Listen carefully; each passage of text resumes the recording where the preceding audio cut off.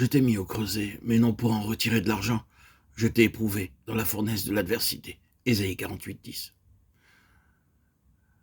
Ce verset de prime abord n'est pas très réjouissant, car personne n'aime passer par l'adversité.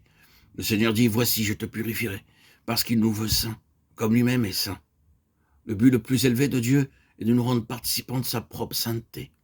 Hélas, nous désirons seulement devenir saints à l'image d'autres personnes.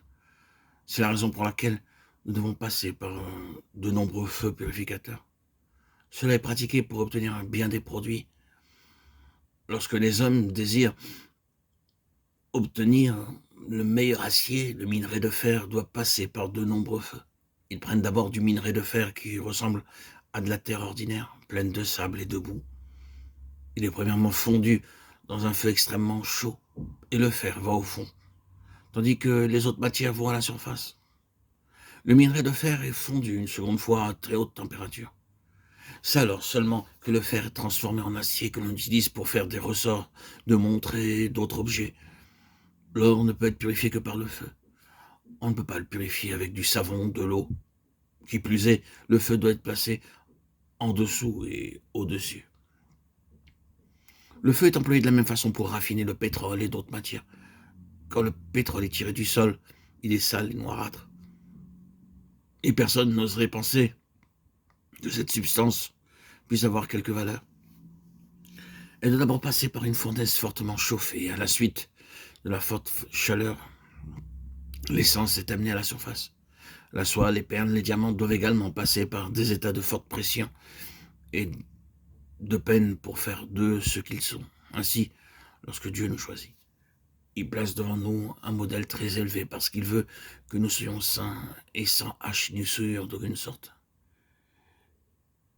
Il veut que nous soyons bien plus glorieux que des anges même. Aussi nous mène-t-il par la fournaise de l'adversité.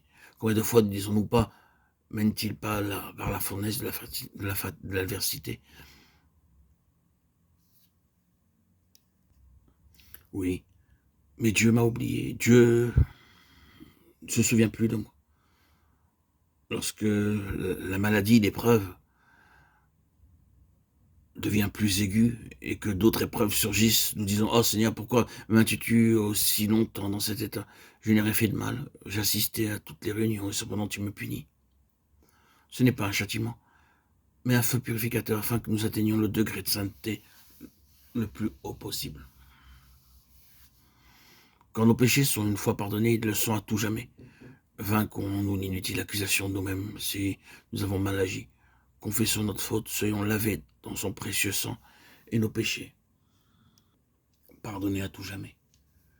Les épreuves, les souffrances, les afflictions sont des feux purificateurs pour nous rendre absolument saints et sans tache. C'est ainsi que David a été préparé par Dieu.